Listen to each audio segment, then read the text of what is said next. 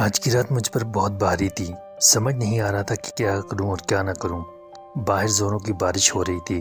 بار بار بجلی کی کڑک دل کو دھڑکا دگا دیتی۔ 2 بجنے میں ابھی 20 منٹ باقی تھے۔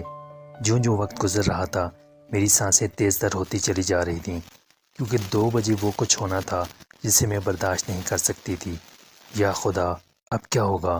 میں نے دل میں سوچا، 2 بجے سے پہلے ہی کاش میں مر جاؤں اور وہ منظر دیکھنے کے لیے زندہ ہی نہ رہوں۔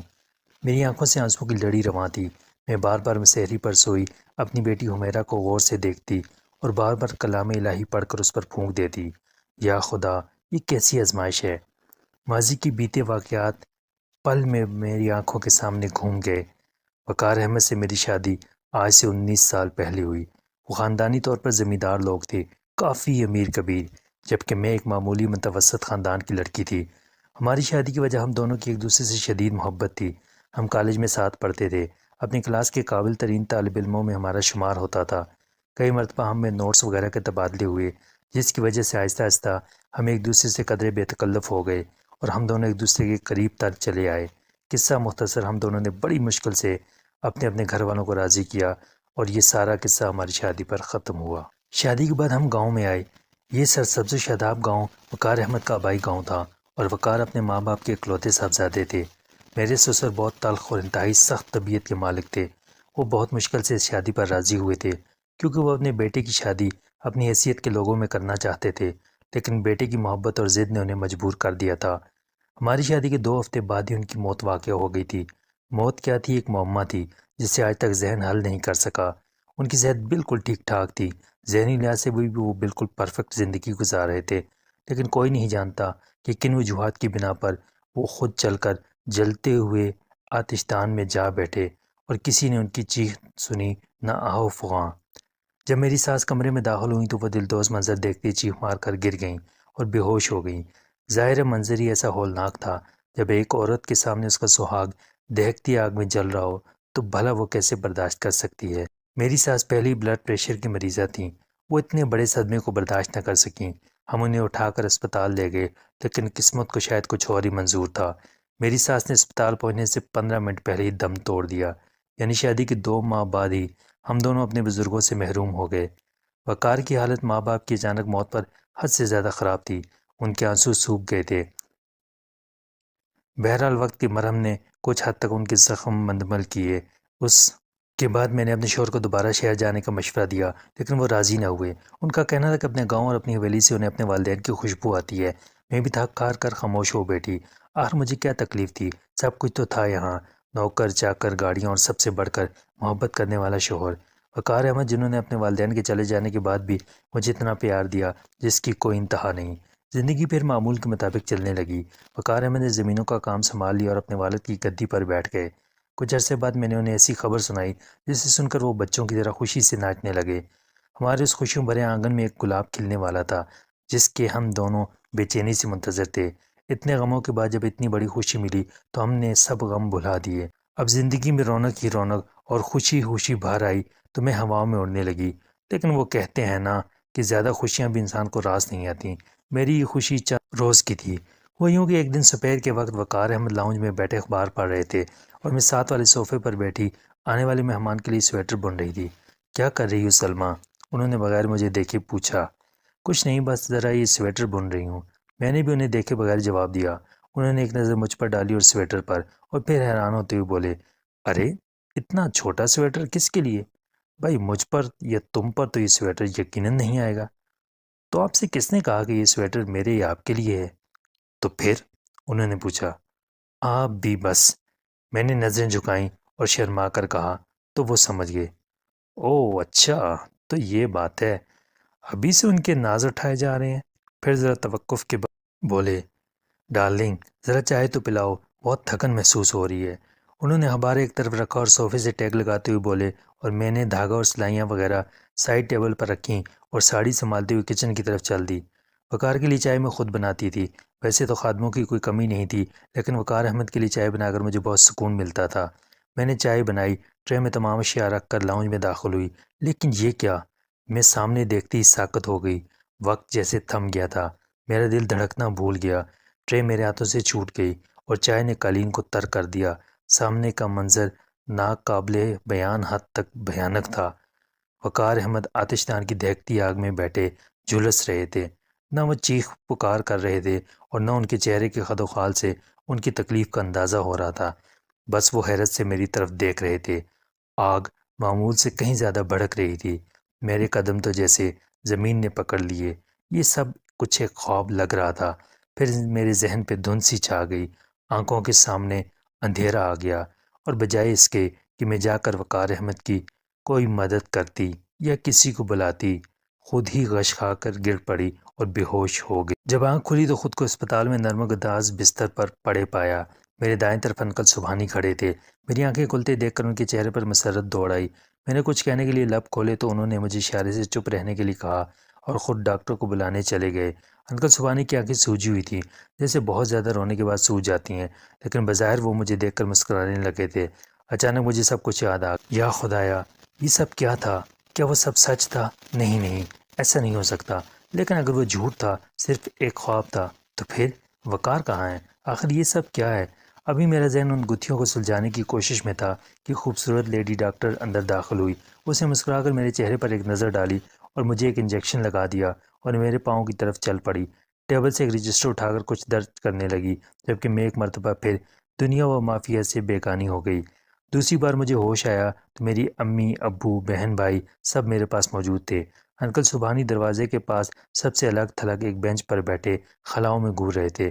میرے والدین نے مجھے پیار کیا اور بظاہر خوشی کا اظہار کیا، لیکن مجھے محسوس ہوا جیسے وہ مجھ سے کچھ چھپانے کی کوشش کر رہے ہیں۔ وقار کہاں ہے امی؟ میں نے پوچھا۔ انہوں نے مجھ سے آنکھیں چراتے ہوئے جواب دیا، وہ بیٹا اپنے ایک دوست سے ملنے گیا ہے، بس آتا ہی ہوگا۔ امی نے مجھ سے جھوٹ بولا، لیکن اتنی بڑی خبر آخر کب تک چھپائی جا سکتی ہے؟ مجھ پر یہ تلخ حقیقت بجلی بن کر گری کہ میری زندگی میں ایک بار پھر خزاں آ گئی۔ وہ پھول، وہ خوشی کی کلیاں تو کھلنے سے پہلے ہی مرجھا گئیں۔ وقار احمد، میری محبت، میرے ہم سفر، خوشیوں اور غموں کے ساتھی مجھے چھوڑ کر اچانک یوں چلے جائیں گے، یہ تو میں سوچ بھی نہیں سکتی تھی۔ وقار کی ناگہانی موت کے بعد آس پاس کے لوگوں نے جھوٹی خبریں اڑانی شروع کر دیں کہ یہ حویلی منحوس ہے، یہاں اسیب ہیں، بھوت پریت بستے ہیں، وغیرہ وغیرہ۔ لوگوں کی من گھڑت کہانیاں سن کر میرے والدین نے مجھے شہر جانے کا مشورہ دیا، لیکن میں شہر نہیں جانا چاہتی تھی۔ مجھے حویلی سے محبت ہو گئی تھی، صرف یہی تو تھی جہاں رہ کر مجھے اپنے شوہر کی کمی محسوس نہ ہوتی تھی۔ مجھے یہاں کی ہر چیز سے ان کی خوشبو آتی تھی، سو میں نے فیصلہ کیا کہ میں یہیں رہوں گی۔ زندگی ایک بار پھر معمول پر آ گئی۔ وقار کی وفات کے چند مہینے بعد ہی خدا نے مجھے ایک چاند سی بیٹی سے نوازا، جس کا نام میں نے خود حمیرہ رکھا۔ میری بے رونق زندگی میں پھر سے بہار آ گئی۔ میرے گھر والے پیدائش سے کچھ عرصہ پہلے سے ہی حویلی میں ٹھہرے ہوئے تھے۔ سب بہت خوش تھے۔ بہت سے لوگ آس پاس سے بھی مبارکباد دینے کے لیے آئے۔ حویلی کو پھولوں سے سجایا گیا، غریبوں میں کھانا تقسیم ہوا، غرض ہر طرف رونق ہی رونق اور خوشی کا سماں تھا۔ گھر والے چند ہفتے رک کر پھر واپس چلے گئے اور حویلی پھر سے خالی ہو گئی۔ حویلی کے ملازمین مجھ سے اجازت لے کر اپنے اپنے گھروں کو چلے گئے، کیونکہ لوگوں کی من گھڑت افواہوں کی وجہ سے اس حویلی سے خوف محسوس کرنے لگے تھے۔ لیکن میں مطمئن تھی اور ذرا بھی خوفزدہ نہیں تھی، کیونکہ میرے ساتھ کبھی کوئی انہونا واقعہ پیش نہیں آیا تھا۔ مگر میرا ذہن اکثر وقار احمد اور سسر کی ناگہانی موت کے بارے میں سوچتا تھا کہ آخر کیا وجہ تھی کہ وہ بغیر کچھ سوچے سمجھے دہکتے آتش دان میں جا بیٹھے۔ آخر کیوں؟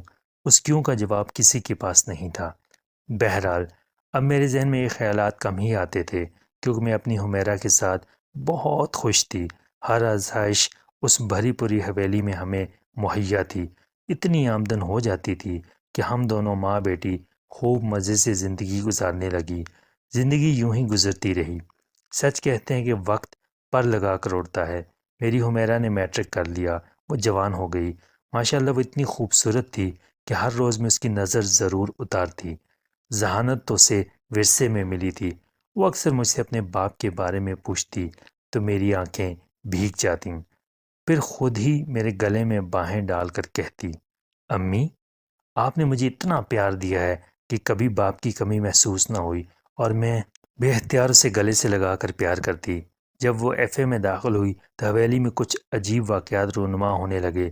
اتنا طویل عرصہ میں نے اس حویلی میں گزارا لیکن مجھے کبھی کوئی خوف محسوس نہیں ہوا، لیکن آج کل مجھے محسوس ہوا جیسے حویلی میں ہمارے علاوہ کوئی تیسری نادیدہ ہستی بھی موجود ہے جو حمیرا کو نقصان پہنچانا چاہتی ہے۔ اکثر جب حمیرا چائے بناتی تو اس کے دوپٹے کا پلو آگ پکڑ لیتا، وہ خوفزدہ ہو کر دوپٹہ دور پھینک دیتی۔ ایک مرتبہ چائے کی ٹرے ہاتھوں میں پکڑے جب لاؤنج میں داخل ہونے لگی تو نہ جانے کیا ہوا کہ اس کا پاؤں پھسلا اور ٹرے اس پر آ گری۔ اف خدایا! اس کی جسم پر گرم گرم چائے گری۔ وہ تو خدا کا شکر ہوا کہ جسم زیادہ نہیں جلا، صرف ہاتھ کوہنیوں تک جلے، لیکن اسے بہت زیادہ تکلیف ہو رہی تھی۔ میں اسے اس حالت میں دیکھ کر رو پڑی۔ ماں تھی نا، کلیجہ منہ کو آ جاتا تھا جب میری بچی کو چھوٹی سی خراش بھی آتی۔ بہرحال پھر میں نے حمیرا کے کچن میں گھسنے پر پابندی لگا دی اور خود سارے کام کرنے لگی۔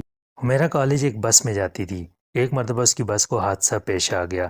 وہ سڑک کے سائڈ پر لگے ہوئے ایک تناور درخت سے ٹکرا گئی، لیکن حیرت کی بات تو یہ تھی کہ بس میں کسی اور لڑکی کو خراش تک نہ آئی تھی۔ صرف حمیرا زخمی ہوئی۔ اس کی دائیں ہاتھ کی شہادت والی انگلی ٹوٹ گئی اور کوہنیوں پر بھی خراشیں آئیں۔ میں ان واقعات کی وجہ سے بہت زیادہ پریشان تھی۔ مجھے سمجھ نہیں آ رہا تھا کہ اپنی بیٹی کی حفاظت کیسے کروں۔ مجھے اکثر لاؤنج کے آتش دان کے پاس رات کی تنہائی میں کسی کی موجودگی کا احساس ہوتا۔ ایک مرتبہ میں رات کو کچن سے پانی لینے کے لیے وہاں سے گزری تو یوں لگا جیسے آتش دان کے قریب میں کوئی دھیمی آواز میں رو رہا ہے۔ حمیرا کا خیال آتی میں اندر داخل ہو گئی۔ اندر گھپ اندھیرا تھا۔ کھڑکی سے چاند کی روشنی کمرے میں ایک لکیر کی صورت میں داخل ہو رہی تھی۔ اس روشنی میں نے دیکھا کہ ایک سایہ زمین پر آتش دان کے بالکل سامنے بیٹھا تھا۔ حمیرا!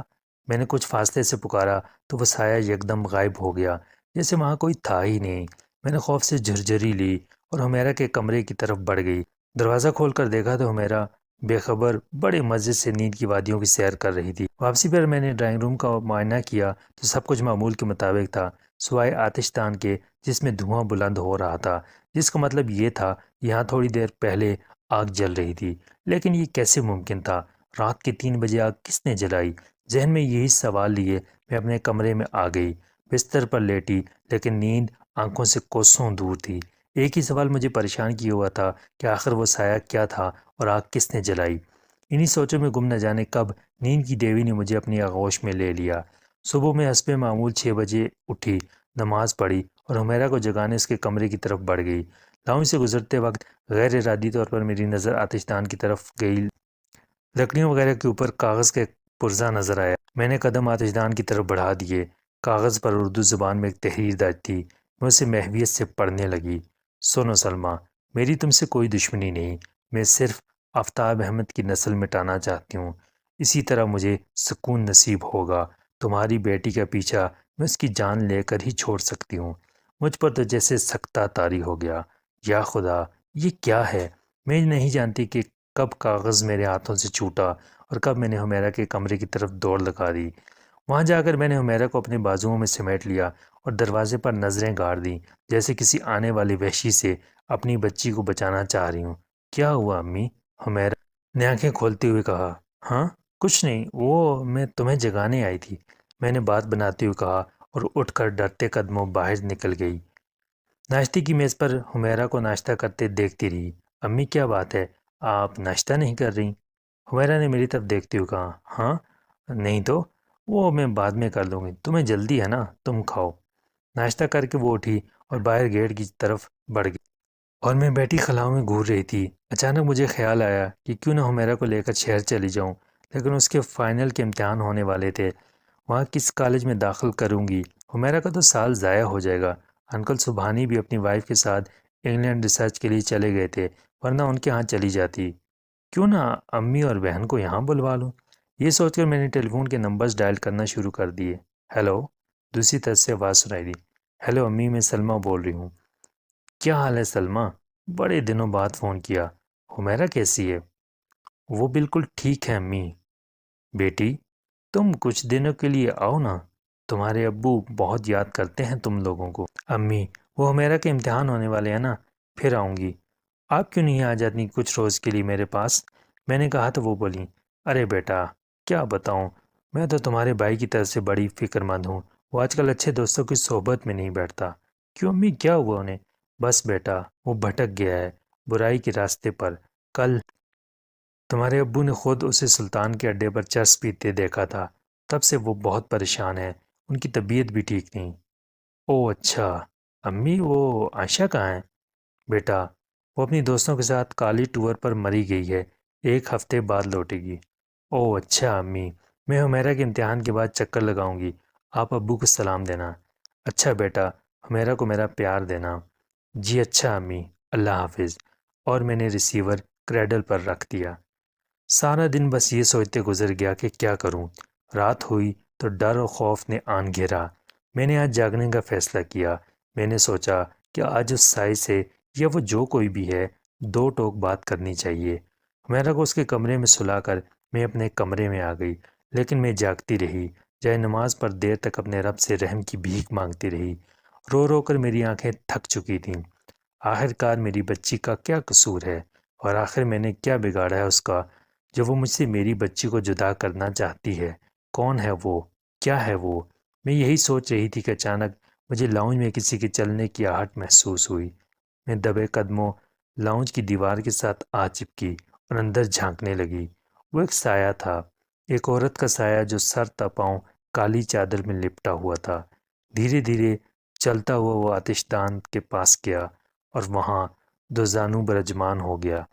میں بت بنی اسے دیکھتی رہی اور سوچتی رہی کہ یہ ہے کون، کہ اچانک اس کے رونے کی آواز آئی۔ وہ بہت ہلکی آواز میں رو رہی تھی، بالکل ایسے جیسے وہ چیخنا چاہتی ہو، اپنا دکھ بتانا چاہتی ہو، لیکن سوائے آنسو بہانے کے اسے کچھ نہ سوجھ رہا ہو۔ اس کی سسکیوں میں اتنا درد اور سوز تھا کہ میری بھی آنکھیں نم ہونے لگیں۔ میرے دل میں اس کے لیے ہمدردی پیدا ہوئی۔ دل چاہا کہ قریب جا کر اس سے رونے کا سبب پوچھوں کہ اچانک میری آنکھوں نے ایک ناقابل یقین منظر دیکھا۔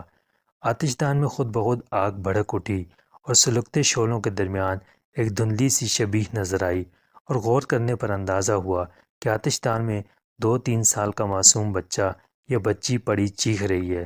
وہ سایہ اس کی طرف ہاتھ بڑھانے کی کوشش کر رہا تھا، لیکن دونوں کے درمیان بھڑکتی ہوئی آگ کی خلیج حائل تھی۔ دیکھتی دیکھتے آن کی آن میں بچہ یا بچی جل کر خاک ہو گئی۔ اف خدایا، کیسا ہولناک منظر تھا! میں بھی آخر ماں تھی۔ میری ممتا بیدار ہو گئی۔ میں نے منہ دوسری طرف کر لیا کہ اچانک اس سائے کی سسکیاں ابھرنے لگیں اور اس نے دھیمے لہجے میں رونا شروع کر دیا، لیکن اب اس کی آواز میں درد کے ساتھ ساتھ غصہ بھی شامل تھا۔ میرا دل بہت زور زور سے دھڑکنے لگا۔ یوں محسوس ہوا جیسے وہ سایہ میری طرف خونخوار انداز میں بڑھ رہا ہے۔ میرا سر چکرانے لگا۔ میں وہیں چوکھٹ میں بے ہوش ہو کر گر پڑی۔ ہوش آیا تو خود کو نرم و گداز بستر پر پڑے ہوئے پایا۔ میرے سامنے میری حمیرہ بیٹھی تھی، جبکہ سرہانے کی طرف ڈاکٹر اسلم تھے۔ اسلم میرے شوہر کے بہت اچھے دوستوں میں سے تھے۔ حمیرہ، بیٹا یہ دوائیں انہیں پلا دینا، انشاءاللہ اللہ شفا دے گا۔ اور حمیرہ نے ان کے ہاتھ سے ایک پرچہ تھام لیا۔ جی بہتر، حمیرہ نے جواب دیا۔ وہ ڈاکٹر کو باہر چھوڑ آئی۔ واپس آئی تو مجھے ہوش میں دیکھ کر خوشی سے کھل اٹھی۔ امی، کیا ہوا تھا آپ کو؟ میں محسوس کر رہی ہوں کہ کچھ دنوں سے آپ کی طبیعت ٹھیک نہیں، چلے نانوں کے گھر چلتے ہیں۔ اس نے اپنی باہیں میرے گلے میں حمائل کرتے ہوئے کہا۔ نہیں حمیرہ، میں ٹھیک ہوں میری جان، تمہارے امتحان ہو جائیں تو نانی کے گھر چلیں گے، میں نے اسے پیار کرتے ہوئے کہا۔ اچھا یہ بتائیں رات کو کیا ہوا تھا؟ اس نے مجھے بغور دیکھتے ہوئے کہا۔ ہاں؟ نہیں وہ تو کچھ نہیں ہوا تھا رات کو، میں نے بات بناتے ہوئے کہا۔ میں اسے بلا وجہ پریشان نہیں کرنا چاہتی تھی، ویسے بھی اس کے امتحانات ہونے والے تھے، وہ یوں ہی خوفزدہ ہو جاتی۔ تو پھر آپ بے ہوش کیوں ہو گئی تھی؟ وہ میں رات کو وہاں سے گزر رہی تھی تو یوں ہی تمہارے ابو کی یاد آ گئی، بس پھر مجھے ہوش نہ رہا، میں نے بات بناتے ہوئے کہا۔ اچھا چھوڑیں، ڈاکٹر نے کہا کہ آپ کو آرام کی ضرورت ہے، میں کالج چلتی ہوں، آپ آرام کریں، واپسی پر آپ کی دوائیں لے آؤں گی۔ Okay, take care, bye. اور اس نے میرے گال چوم کے باہر قدم بڑھا دیے، جبکہ مجھے ایک مرتبہ پھر سوچوں نے آن گھیرا۔ میرے ذہن میں واقعات کی کیسٹ چلنے لگی۔ وہ سب کیا تھا جو میں نے رات کو دیکھا؟ آخر یہ سب کچھ کیا ہے؟ اس دن میں نے پکا تہیہ کر لیا تھا کہ آج ہر صورت میں اس سے حقیقت معلوم کر کے رہوں گی۔ اب میرا حوصلہ پہلے کے مقابلے میں کافی بڑھ چکا تھا۔ میں نے دل میں یہ مصمم ارادہ کیا۔ خدا خدا کر کے رات ہوئی اور میرا کھانا کھانے کے بعد کافی کا کپ ہاتھ میں تھامے اپنے کمرے میں چلی گئی، جبکہ میں لاؤنج میں صوفے پر برجمان ہو گئی۔ اچانک ایک کھٹکے سے میں چونک گئی اور میں نے دروازے کی چوکھٹ پر نظریں گاڑ دیں۔ اسی لمحے وہ سایہ اندر داخل ہوا۔ وہ سر تپاؤں کالی چادر میں ملبوس کسی عورت کا سایہ بہت خوفناک دکھائی دے رہا تھا۔ اس کا چہرہ چادر میں لپٹا ہوا تھا، لیکن اس کے لمبے بالوں کی لٹیں باہر جھول رہی تھیں، جس سے اندازہ ہوتا تھا کہ اس کے بال انتہائی بے ترتیب اور بکھرے ہوئے ہیں۔ رات کے پچھلے پہر ایک خوفناک سایہ میرے سامنے تھا۔ آپ اندازہ کر سکتے ہیں کہ کتنا دہشتناک منظر ہوگا۔ بہرحال وہ معمول کے مطابق بغیر ادھر ادھر دیکھے آتش دان کی طرف بڑھنے لگی۔ میں تو جیسے اسے نظر ہی نہ آئی۔ وہ جو ہی آتش دان کے سامنے بیٹھی، میں نے ہمت کر کے دریافت کیا، کون ہو تم؟ اس نے بغیر میری طرف دیکھے کہا، مجھے معلوم تھا کہ تم مجھ سے ضرور بات کرو گی، لیکن یہ سن لو کہ میں حمیرہ کی جان لے کر رہوں گی، چاہے کچھ بھی ہو جائے۔ میں نے خوف سے جھرجھری لی اور ایک مرتبہ پھر خاموشی کے سکوت کو توڑا۔ آخر کیوں؟ اس نے تمہارا کیا بگاڑا ہے؟ تم کہتی کہ اس نے میرا کیا بگاڑا ہے؟ اس نے میری طرف دیکھتے ہوئے کہا، اف خدایا! اس کی آنکھوں میں آگ کے انگارے دیکھ کر میں تو کیا، میری روح تک لرز گئی۔ کیا بگاڑا تھا میری شمائلہ نے آفتاب احمد کا؟ کس جرم کی سزا ملی تھی میری بچی کو؟ اور اس کی آنکھوں سے آنسو روا ہو گئے۔ کچھ دیر وہ خاموش رہی۔ اس نے اپنا سر گھٹنوں میں دے رکھا تھا۔ اچانک اس نے سر اٹھایا اور غصے سے بولی، ختم کر دوں گی، نہیں چھوڑوں گی، میں اس کی نسل کو، سب کو ختم کر دوں گی، ہاں سب کو۔ اور میری طرف دیکھنے لگی جیسے ابھی مجھ پر جھپٹ پڑے گی۔ میں نے اپنی مٹھی مضبوطی سے بھینج لی، جس میں حسب معمول میری تسبیح موجود تھی۔ نہ جانے کیوں رات کے اس پہر اس عجیب الخلقت مخلوق سے ہم کلام ہو کر مجھے وہ خوف محسوس نہ ہوا جو عام آدمی کو ہوتا۔ میں یقین سے کہتی ہوں، اگر کوئی اور ہوتا تو اس وقت اس کی روح کوہکاف کی وادیوں کی سیر کر رہی ہوتی۔ شاید یہ اللہ تعالیٰ کے ذکر کی بدولت تھا، یا شاید تسبیح کے ساتھ کی کرامت تھی کہ مجھ سے دوبارہ گویا ہوئی۔ تم جو کوئی بھی ہو، مجھے بہت دکھی معلوم ہوتی ہو۔ بولو تمہارے ساتھ کیا ہوا تھا؟ کیا داستان ہے تمہاری؟ کس آگ میں جل رہی ہو تم؟ بتاؤ، آج مجھے سب کچھ بتا ڈالو۔ نہ جانے مجھ میں اتنی ہمت کہاں سے آ گئی، مجھے اپنے کانوں پر یقین نہ آیا کہ یہ سب میں نے ہی کہا ہے۔ میرا نام فرحانہ ہے۔ اس نے اپنی داستان شروع کی، جیسے وہ بھی کسی کو اپنی داستان غم سنانے کے لیے ترس رہی ہو۔ میں اسی گاؤں کے ایک غریب مزدور کے گھر میں پیدا ہوئی۔ میں اپنے والدین کی اکلوتی اور لاڈلی بیٹی تھی۔ میری منگنی بچپن ہی سے میرے ماموزاد عرفان سے طے ہو چکی تھی۔ جب ہم جوان ہوئے تو ہمیں ایک دوسرے سے شدید محبت ہو گئی۔ عرفان میرے خوابوں کا شہزادہ تھا۔ خوبصورتی میں بھی کم نہ تھی۔ ہم روز پرانے کنویں کے پاس چھپ کر ملتے تھے۔ ایک دن وہ مجھ سے مل کر اور کل دوبارہ آنے کا وعدہ لے کر چلا گیا۔ میں نے گھڑا اٹھایا اور گھر کی طرف قدم بڑھا دیے کہ گاؤں کے زمیندار کے بیٹے آفتاب نے میرا راستہ روک لیا۔ آفتاب ہمیشہ سے مجھ پر بری نظر رکھتا تھا، مجھ پر کیا گاؤں کی ساری لڑکیوں پر۔ مجھے تو اس کے نام سے ہی نفرت تھی۔ کہاں جا رہی ہو رانی؟ اس نے ایک گھٹیا مسکراہٹ کے ساتھ پوچھا۔ تم سے مطلب؟ میں نے غصے سے کہا۔ مطلب کیا، بس اتنا کہنا تھا کہ کبھی ہم غریبوں کو بھی وقت دے دیا کرو۔ اس کے ساتھ اس نے میرا ہاتھ پکڑ لیا۔ میں غصے سے تلملا اٹھی اور دوسرے ہاتھ سے گھڑا چھوٹ گیا اور میرا ہاتھ اس کے گالوں پر اپنی انگلیوں کے نشان چھوڑ گیا۔ وہ حیرت سے ساکن ہو گیا، جیسے اسے یقین نہ آ رہا ہو کہ گاؤں کی ایک معمولی سی لڑکی نے زمیندار کے بیٹے کو تھپڑ مار دیا تھا۔ اگر آئندہ میرا راستہ روکا تو اس سے بھی بری طرح پیش آؤں گی، سمجھے؟ میں نے اس کے پاس سے گزرتے ہوئے کہا اور گھر آ گئی۔ وہ شاید میری زندگی کی سب سے بڑی غلطی تھی۔ آفتاب احمد اس دن کے بعد چپ سا ہو گیا تھا۔ اس نے کسی کو کچھ نہ بتایا۔ میں یہ سوچ کر مطمئن ہو گئی کہ چلو آفتاب سدھر گیا ہے، لیکن وہ تو اتنے عرصے سے آتش فشاں کی طرح اپنے اندر لاوا جمع کر رہا تھا۔ بہرحال میری اور عرفان کی شادی بڑی دھوم دھام سے ہو گئی۔ زمیندار نے بھی شرکت کی، اور سب سے حیرانگی کی بات یہ کہ آفتاب بھی شریک ہوا۔ وہ کافی سدھرا ہوا دکھائی دے رہا تھا۔ زمیندار نے ہماری شادی کا تحفہ ہمیں اس حویلی کے ایک سرونٹ کوارٹر کی صورت میں دیا۔ ہم غریب لوگ زمیندار کی حویلی کی سرونٹ کوارٹر کے صرف خواب ہی دیکھ سکتے تھے۔ زمیندار نے یہ اعلان کر کے ہم سب کو حیران کر ڈالا۔ ہم بہت خوش ہوئے اور دوسرے دن ہی اپنا سامان کوارٹر میں شفٹ کر کے یہاں آ گئے۔ یہاں ہمارا ہر طرح سے خیال رکھا جانے لگا۔ میں تو پہلے عرفان کی محبت میں خوشی سے پاگل ہو رہی تھی۔ زمیندار کے بندے تقریباً ہر روز آ کر خیر خیریت پوچھ لیا کرتے تھے۔ آہستہ آہستہ میں نے آفتاب احمد والا واقعہ بھی بھلا دیا۔ صبح عرفان زمینوں پر کام کرنے چلے جاتے اور شام دیر سے لوٹتے تھے، لیکن میں پھر بھی مطمئن تھی کیونکہ یہاں مجھے ہر طرح کا سکون و آرام میسر تھا۔ وقت اسی طرح گزرتا گیا۔ اچانک مجھے یوں محسوس ہونے لگا جیسے آفتاب مجھے باقاعدگی سے نوٹ کرتا ہے۔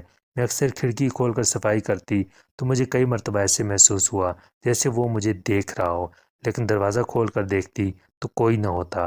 ایک مرتبہ جو ہی میں نے کھڑکی کھولی، سامنے آفتاب کھڑا تھا۔ میں ذرا پیچھے ہٹی اور مکمل اطمینان سے پوچھا، کیا بات ہے آفتاب؟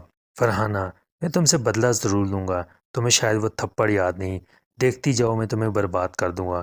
اس نے میری آنکھوں میں آنکھیں ڈالتے ہوئے انتہائی غصے سے یہ سب کہا اور وہاں سے چلا گیا۔ میں کام کر رہ گئی، میرے ذہن میں آندیاں سی چلنے لگیں۔ میں نے فوراً کھڑکی بند کر لی۔ شام کو عرفان آئے تو میں نے باتوں باتوں میں انہیں یہاں سے چلنے کو کہا، لیکن انہوں نے یہ کہہ کر ٹال دیا، یہاں کیا پریشانی ہے، اور ویسے بھی میرے گھر میں تو میری بہن پہلے ہی اپنے شوہر اور بچوں کے ساتھ ڈیرا جمائے ہوئے، ہم بھلا وہاں کہاں رہیں گے؟ تو میں چپ ہو گئی کہ انہیں کیا بتاؤں۔ کاش میں اسی دن انہیں سب کچھ بتا دیتی تو شاید وہ سب کچھ نہ ہوتا جو بعد میں ہو چکا۔ فرحانہ نے ایک سرد آہ بھری اور دوبارہ اپنی داستان سنانے لگی۔ اس دن کے بعد آفتاب دوبارہ نہیں آیا اور نہ ہی مجھے نظر آیا، اور میں اس واقعہ کو بھول گئی کیونکہ اب ہمارے آنگن میں ایک ننھی کلی کھلنے والی تھی۔ اسی خوشی نے مجھے سب کچھ بھلا دیا۔ عرفان کو پتہ چلا تو وہ خوشی سے دیوانہ ہونے لگے۔ کچھ عرصے بعد خدا نے ہمیں چاند سی بیٹی سے نوازا۔ ہماری خوشی کا کوئی ٹھکانہ نہ رہا۔ ہم 2 سے 3 ہو گئے۔ بچی کا نام ہم نے شمائلہ رکھا۔ میری شمائلہ میری آنکھوں کا تارا تھی، میرے دل کی ٹھنڈک تھی۔ کیا بتاؤں کتنا پیار تھا ہم دونوں کو اس ننھی سی جان سے۔ وہ وقفے بھر کے لیے رکی اور اپنی آنکھوں سے دوبارہ آنسوں کی برسات شروع کر دی۔ میں بھی اسے دیکھتی رہی۔ مجھے اس کی کہانی سے خاصی دلچسپی ہو رہی تھی۔ پھر میں نے ہی خاموشی کا سکوت توڑا۔ پھر کیا ہوا؟ میں نے پوچھا۔ وقت گزرتا گیا اور میری بیٹی 3 سال کی ہو گئی۔ میں اس کی ہر ضرورت کا خیال رکھتی تھی۔ عرفان بھی اس پر جان چھڑکتے تھے۔ ہماری زندگی یوں ہی خوشی سے گزر رہی تھی کہ نہ جانے کس کی نظر ہمارے ہنستے بستے گھرانے کو لگ گئی۔ ایک دن میں اپنی کمرے کی صفائی کر رہی تھی کہ دروازے پر دستک ہوئی۔ کون؟ میں نے دروازے کے قریب جاتے ہوئے پوچھا۔ شمائلہ ساتھ والے کمرے میں سو رہی تھی۔ میں ہوں باجی فرخندہ، جلدی دروازہ کھولیں۔ میں نے جلدی سے کنڈی کھول دی اور فرخندہ نے بغیر کچھ کہے سنے مجھے ایسی خبر سنائی کہ میرے پیروں تلے سے زمین نکل گئی۔ باجی، آپ کے میاں کو کھیت میں زہریلے سانپ نے ڈس دی ہے۔ کیا؟ میرے منہ سے بے اختیار چیخ نکل گئی۔ وہ حویلی میں پڑے ہیں، آپ جلدی چلیں۔ اور میں ننگے پاؤں حویلی کی طرف دوڑ پڑی۔ وہاں پہنچی تو دیکھا سامنے چارپائی پر عرفان زندگی اور موت کی کشمکش میں مبتلا تڑپ رہے تھے۔ میں دوڑ کر ان کے قریب گئی۔ عرفان، کیا ہوا؟ یہ سب کیا ہوا؟ میں نے ان کا سر اپنی گود میں رکھتے ہوئے بےتابی سے پوچھا اور جواب میں صرف اتنا کہہ سکے، فرحانہ شمائلہ کا خیال رکھنا۔ اور ان کی آنکھیں ہمیشہ کے لیے بند ہو گئیں۔ نہیں، میں وہیں چیخ مار کر بے ہوش ہو گئی۔ ہوش آیا تو خود کو حویلی کے ایک خوبصورت اور عالیشان کمرے میں نرم و گداز بستر پر پایا۔ میری آنکھیں ابھی کھلی ہی تھیں کہ سامنے کے منظر نے میرے ہوش اڑا دیے۔ اتفاق سے اسی دن اس کے والدین کسی عزیز کے گھر دوسرے گاؤں گئے تھے۔ حویلی خالی تھی، نوکروں کو بھی اس نے چھٹی دے دی تھی۔ میرے سامنے آفتاب کھڑا کمینگی سے مسکرا رہا تھا، جبکہ میری معصوم بچی شمائلہ اس کے مضبوط بازوؤں سے نکلنے کے لیے ناکام جدوجہد کر رہی تھی۔ میں اٹھ کر بیٹھ گئی۔ تم؟ چھوڑ دو میری بچی کو، کیا چاہتے ہو تم؟ میرے لہجے میں نفرت و حقارت نمایاں تھی۔ میں بہت جلد اس کے قریب پہنچ گئی تاکہ شمائلہ کو اس کی گرفت سے آزاد کروا سکوں۔ مجھے پہچانا؟ میں ہوں آفتاب احمد، وہی جسے تم نے تھپڑ مارا تھا، یاد آیا؟ جانتی ہو میری زندگی میں میرے ماں باپ نے بھی کبھی مجھے نہیں مارا۔ تم کیا سمجھتی ہو کہ میں اپنی بے عزتی بھول گیا ہوں؟ نہیں میری جان، اور ہاں، اتنا عرصہ میں صرف اس لیے خاموش تھا کہ تمہارے لیے مناسب سزا تجویز کروں، اور آج وہ وقت آ گیا ہے کہ میں اپنا بدلہ لے سکوں۔ عرفان کو بھی میں نے راستے سے ہٹایا ہے، میں تمہیں برباد کر دوں گا، اور اس سے، اس نے بچی کی طرف دیکھتے ہوئے کہا، ہاں، میں اپنے اور تمہارے بیچ آنے والی ہر چیز کو تباہ کر دوں گا۔ ذلیل کمینے، میں تمہیں زندہ نہیں چھوڑوں گا۔ اور میرے نازک ہاتھوں کے بے مقصد وار اس کے مضبوط جسم پر چلنے لگے۔ اس نے مجھے ایک طرف دھکا دیا اور بچی کو اٹھائے باہر نکل گیا۔ جاتے وقت اس نے اتنی زور سے دروازہ بند کیا کہ میرے کئی مرتبہ زور لگانے پر بھی نہ کھلا اور میں محض دروازہ پیٹتی رہ گئی۔ ذلیل کمینے، چھوڑ دے میری بچی کو، خدا کے لیے چھوڑ دے۔ میں چیختی رہی، تڑپتی رہی، لیکن اس بھیڑیے پر بھلا کیوں اثر ہونا تھا؟ میرے سمجھ میں نہیں آ رہا تھا کہ کیا کروں۔ میں نے کمرے میں ادھر ادھر نظریں دوڑائیں۔ سائڈ ٹیبل پر ایک لمبی سی سوراخ پڑی نظر آئی۔ مجھے معلوم نہیں کہ وہاں کس نے رکھی تھی اور نہ یہ سوچنے کا میرے پاس وقت تھا۔ میں نے فوراً سلاخ اٹھائی اور دروازے کے لاک میں گھسا کر اسے کھولنے کی کوشش کرنے لگی۔ تھوڑی دیر میں کامیابی نے میری کوشش کا ماتھا چوما اور دروازہ کھل گیا۔ میں پاگلوں کی طرح حویلی کے کمروں میں اپنی بچی کو تلاش کرتے ہوئے آوازیں دیتے ہوئے دوڑ رہی تھی۔ میری حالت بہت بری ہو رہی تھی، چہرہ آنسوؤں کی وجہ سے شدید پچمردہ ہو گیا تھا۔ دوڑتے دوڑتے میں لاؤنج کی طرف بڑھ گئی۔ وہاں کا منظر دیکھ کر گویا میں سچ مچ پاگل ہو گئی۔ میری پھولوں جیسی بچی جو مجھے جان سے بھی زیادہ عزیز تھی، آتش دان میں جل رہی تھی۔ تکلیف کی شدت سے وہ تڑپ رہی تھی، لیکن جب تک میں اس کے قریب پہنچتی اس کی آخری چیخیں تقریباً ختم ہو چکی تھیں اور وہاں صرف اس کا کوئلہ جسم تھا۔ اس کے بعد میں سچ مچ پاگل ہو گئی۔ میں قہقہہ مار کر ہنسی اور پھر خود ہی خود رو دی اور پھر اچانک غصے سے اٹھ کر میں نے باہر دوڑ لگا دی کیونکہ مجھے آفتاب کو ڈھونڈنا تھا۔ میں ہوش و حواس سے بیگانی ہو کر سڑک تک دوڑتی چلی آئی۔ مجھے خیال ہی نہ رہا کہ کب میں ریلوے لائن پر پہنچی اور کب ریل مجھے کچلتی ہوئی آگے نکل گئی۔ اتنا کہہ کر وہ خاموش ہو گئی، لیکن یقین کیجئے اس کی دردناک کہانی سن کر میری آنکھیں بھیگ گئیں۔ اف، کتنا بڑا صدمہ تھا اسے، اس کی روح کو واقعی چین کیسے آ سکتا تھا۔ میں نے دل میں سوچا کہ اچانک اس کی غصیلی آواز کانپ اٹھی، نہیں چھوڑوں گی، اب میں اس کی نسلوں کو بھی نہیں چھوڑوں گی، سب کو اسی آتش دان میں جلاؤں گی جس میں میری شمائلہ جلی تھی۔ پھر 1 منٹ کے وقفے کے بعد میری طرف خونخوار نگاہوں سے دیکھتی ہوئی بولی، سلمیٰ، کل رات 2 بجے میں تمہاری بچی کو، آفتاب کی نسل کو مٹا دوں گی، پھر مجھے سکون نصیب ہوگا۔ ہاں، کل میں ضرور آؤں گی، میرا انتقام کل ختم ہو جائے گا اور تم بھاگنے کی کوشش بھی مت کرنا کیونکہ تمہارے بھاگنے کے سارے راستے میں بند کر چکی ہوں۔ اور وہ ہنستے ہوئے باہر نکل گئی، جبکہ میں ناقابل فراموش اور ناقابل برداشت مصیبت میں پھنس گئی۔ یا اللہ، یہ سب کیا ہے؟ آخر اس میں میرا کیا قصور ہے؟ میری حمیرہ کا کیا قصور ہے؟ میں سوچتی رہی اور نہ جانے کب نیند کی باہوں میں چلی گئی۔ صبح حمیرہ نے مجھے جگایا، امی اٹھیں، کیا آپ تک سو رہی ہیں؟ آج آپ نے نماز بھی نہیں پڑھی؟ اوہ، تو کیا میں آپ تک سوتی رہی؟ میں نے گھڑی پر نظر ڈالتے ہوئے کہا، تم کالج نہیں گئی؟ اوہ ہو امی، کیا ہو گیا ہے آپ کو؟ آج چھٹی ہے بھائی۔ اس نے مجھے دیکھتے ہوئے جواب دیا اور میں اٹھ کر فریش ہونے چلی گئی۔ باتھ روم میں مجھے رات کا واقعہ یاد آ گیا۔ اف، کتنی دردناک کہانی تھی فرحانہ کی۔ میں نے سوچا اور اچانک سوچ کر لرز گئی، کیا وہ میری بچی کو، میرے خدایا میں کیا کروں؟ دن یوں ہی سوچنے میں گزر گیا۔ حمیرہ کی فرینڈز آج چھٹی منانے کے لیے حویلی آ گئی تھی، اس لیے دن کو خوب رونق لگی رہی، لیکن میرے دماغ میں تو آندھیاں چلتی رہیں۔ جوں جوں رات قریب آ رہی تھی میرے دل میں ہول اٹھ رہے تھے، یا اللہ اب کیا ہوگا؟ بس تو ہی میری بچی کی حفاظت کرنا۔ میں حویلی کی چھت کو دیکھتے ہوئے دل ہی دل میں بول اٹھی، اور اب رات کے 1:30 پر میں اپنی حمیرہ کے کمرے میں بیٹھی آنے والی بری گھڑی کے ٹل جانے کی دعائیں مانگ رہی ہوں۔ میری نظر حمیرہ پر اور دوسری گھڑی کی سوئیوں پر پڑی۔ میں الفاظ میں بیان نہیں کر سکتی کہ میری کیا کیفیت ہے۔ میں اکیلی کر بھی کیا سکتی ہوں سوائے دعاؤں کے؟ پھر اچانک ایک خیال کے ذہن میں آتی ہی میں قدرے مطمئن ہو گئی۔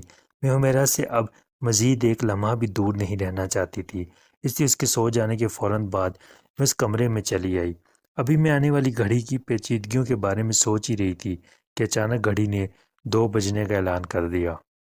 اچانک ہی کمرے میں دھواں سا اٹھنے لگا۔ تسبیح حسب معمول میرے ہاتھ میں تھی۔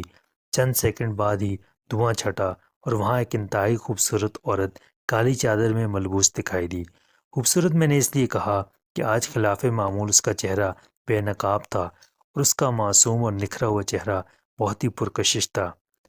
آج اس دنیا میں میری آخری رات ہے، میرا وقت ختم ہوا اور تیری بیٹی کا بھی، اس نے حمیرہ کو دیکھتے ہوئے کہا۔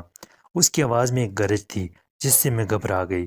حیرت انگیز طور پر حمیرہ بے خبر پڑی سو رہی تھی، جیسے اس نے کوئی آواز ہی نہ سنی ہو۔ پھر فرحانہ حمیرہ کی طرف بڑھنے لگی، نہیں، خدا کے لیے فرحانہ، میری بچی کو چھوڑ دو، خدا کے لیے، میں نے تمہارا کیا بگاڑا ہے؟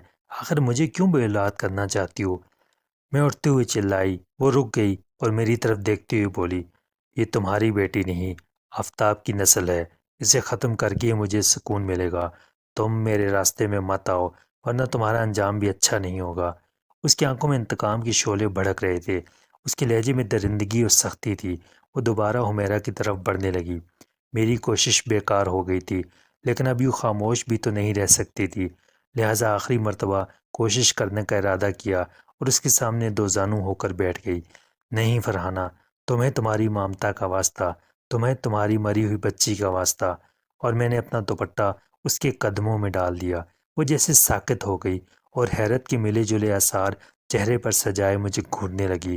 خدا کے لیے فرحانہ، میری حمیرہ کو میرے دامن میں ڈال دو۔ خدا کے لیے اسے کچھ مت کہو۔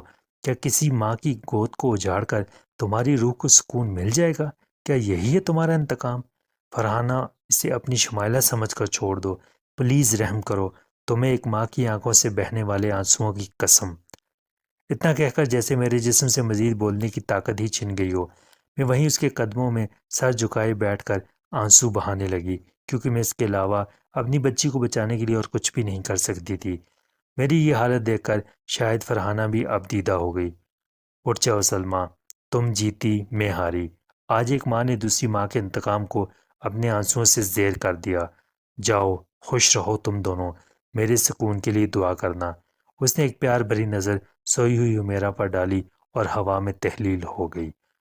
اگر یہ کہانی آپ کو پسند آئی ہے تو کمنٹ میں آ کر ضرور بتائیں، اور چینل کو سبسکرائب کریں، بیل آئیکن پریس کریں۔ ہم ملتے ہیں آپ سے اگلی ویڈیو میں۔